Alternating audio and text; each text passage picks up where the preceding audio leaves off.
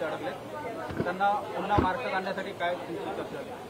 मी आताच मगाशी आणि पर्यटन मंत्री देखील तिथल्या पर्यटन मंत्र्यांची चर्चा झाली. सतपाल महाराज आणि मुख्यमंत्र्यांच्या सीएम ऑफिसच्या स्पेशल सेक्रेटरी त्यांच्याबरोबर पण चर्चा झाली. ते आपल्या एक विभाग आहे तो तिथला एरिया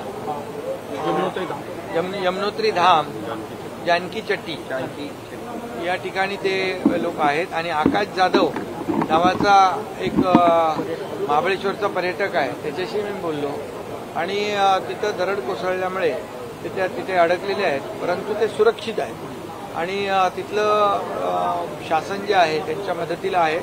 आणि त्यांचं म्हणणं आहे थोडा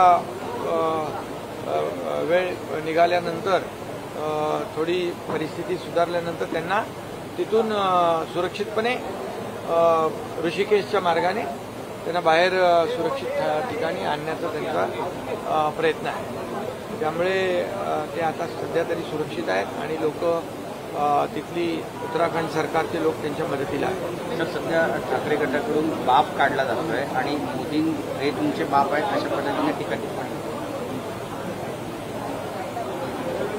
कोणी काढले? ठाकरे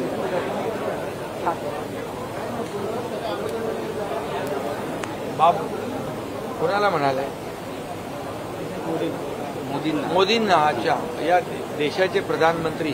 खरं म्हणजे नाना पटोले हे स्वतः अध्यक्ष, विधानसभेचे अध्यक्ष राहिलेले आहेत आणि त्यांना सगळं नियम कामकाज माहीत आहे आणि विधानसभेच्या सभागृहाची जी काही गरिमा आहे, पावित्र्य आहे, हे राखलं पाहिजे हे त्यांना माहीत आहे.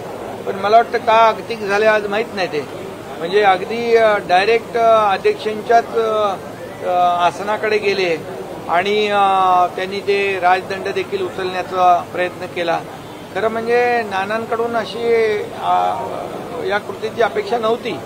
मला वाटतं काही बरेच दिवस त्यांना काँग्रेसमध्ये देखील काही दिल्लीमध्ये काही त्यांची चर्चा नावाची कुठे दिसत नव्हती, म्हणून काहीतरी नावाची चर्चा झाली पाहिजे आणि पुन्हा चर्चेत आणि प्रकाशात यायला पाहिजे म्हणून हा त्यांचा प्रयत्न आहे का?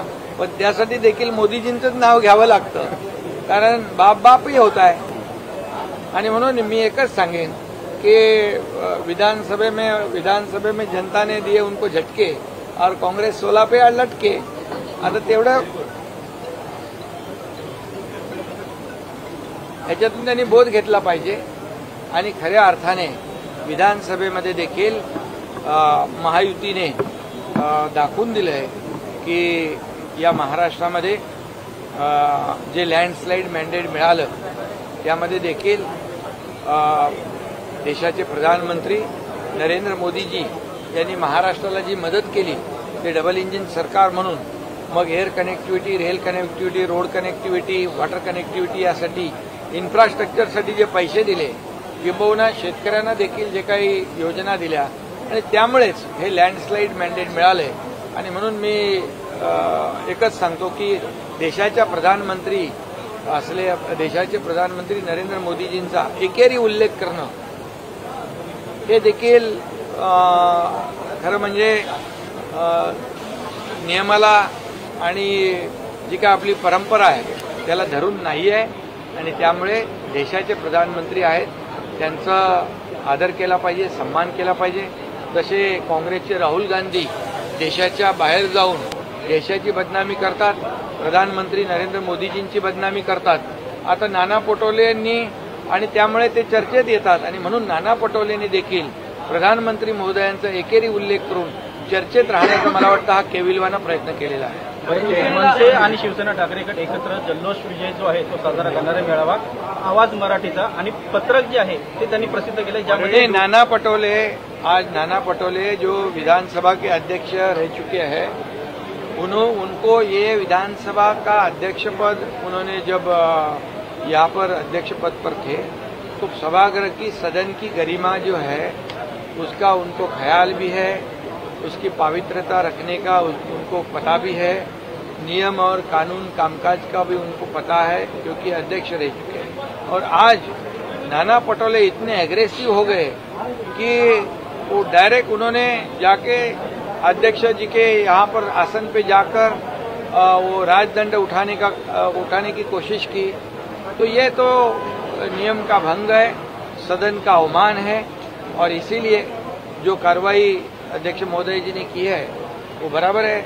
और उसके साथ मैं ये भी कहूँगा कि पिछले कई दिनों से नाना कहीं दिख नहीं रहे थे, नाना हो गए थे, तो इसलिए फिर से दोबारा वो चर्चा में आने के लिए आदरणीय नाम भी उनको प्रधानमंत्री जी का ही लेना पड़ा। लेकिन ये एक आदरणीय प्रधानमंत्री जी होते हैं, हम लोग उनका जो नामोल्लेख करते हैं, नाम लेते हैं, अदब से लेते हैं, आदर से लेते हैं, लेकिन उनका वक्तव्य जो है प्रधानमंत्री जी के बारे में अपमानजनक था। ये दुर्भाग्य की बात है, ये दुर्भाग्यपूर्ण बात है। आखिर प्रधानमंत्री देश के प्रधानमंत्री होते, 140 करोड़ जनता के प्रधानमंत्री है और उनका सम्मान करना हमारा काम है। और जैसे राहुल गांधी विदेश में जाकर देश का और प्रधानमंत्री जी का अवमान करते हैं, बदनामी करते हैं, और तब उनको लगता है मुझे बहुत बड़ी पब्लिसिटी मिलती है, वैसी कोशिश मेरे ख्याल से नाना पटोले जी ने की है।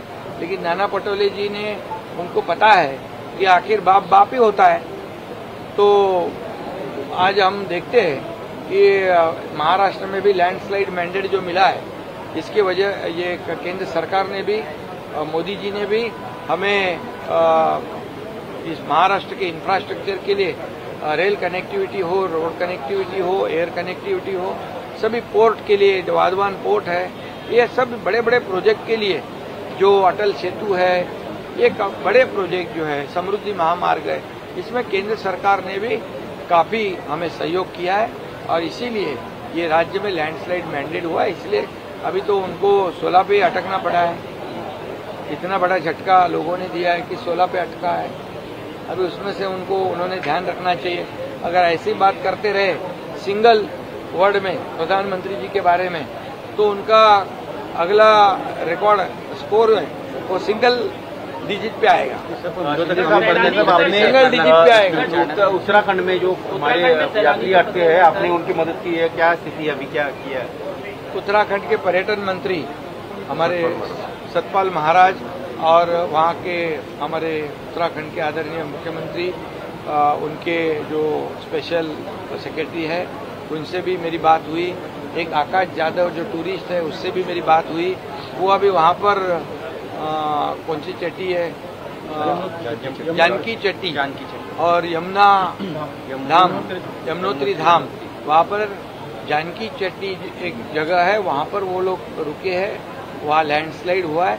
लेकिन मेरी बात हुई है वो टूरिस्ट लोगों के साथ में, महाराष्ट्र के लोग हैं और वो अभी सुरक्षित है और उनको वहाँ की सरकार, वहाँ का प्रशासन पूरी तरह से मदद कर रहा है और वो जल्द से जल्द उनको सुरक्षित यहाँ पर लाया जाएगा। साहब कल कांग्रेस के साथ दिल्ली में गए थे, लेकिन अभी कांग्रेस कह रही है कि हम अकेले लड़ेंगे। महाविकास आघाड़ी में फूट पड़ती नजर आ रही है। कांग्रेस नेता को कहना है कि हमको अकेले लड़ना चाहिए।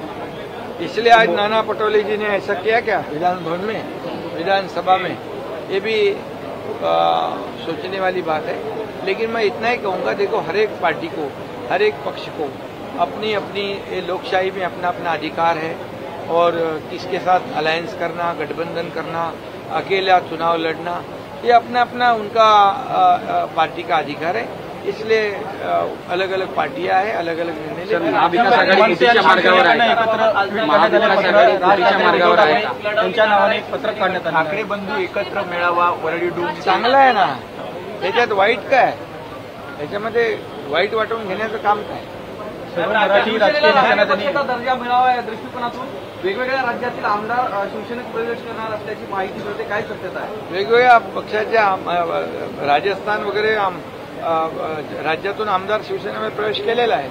अनेक राज्यातले पदाधिकारी, राज्यप्रमुखांनी आमच्यासोबत येण्याचं काम केलेलं आहे। त्यामुळे आता शिवसेना राष्ट्रीय पातळीवर मोठ्या प्रमाणावर वाढते आणि नक्कीच या ठिकाणी देशभर शिवसेनेचं काम आणि हिंदुत्वाचा जो का आपला विचार आहे तो पुढे जातो। काँग्रेस एकटं लढण्याचा विचार करते, महाविकास आघाडी फुटीच्या मार्गावर वाटते। मी एकच सांगतो, जे पक्ष, जितके पक्ष आहेत त्यांना लोकशाहीमध्ये अधिकार आहे, वेगळं लढण्याचाही अधिकार आहे, आघाडी करून लढण्याचे अधिकार आहे. त्यामुळे त्यांच्या जे काही निवडणुकीची जी काही स्ट्रॅटेजी आहे हा त्यांचा भाग आहे, त्यांचा अधिकार आहे. त्यामुळे कोणी युती करतंय, कोणी आघाडी करतंय, कोणी वेगळं लढतंय. त्यामुळे शेवटी महाराष्ट्रातली जनता जी आहे ही जनता कामाला मतदान करणार आणि महायुतीने गेल्या 3 वर्षामध्ये केलेलं काम लोकांसमोर आहे. किती आघाड्या झाल्या, किती काही झालं तरी सुद्धा येणाऱ्या स्थानिक स्वराज्य संस्था निवडणुकांमध्ये महायुतीचाच विजय होणार. सर, शक्तीपीठ महामार्ग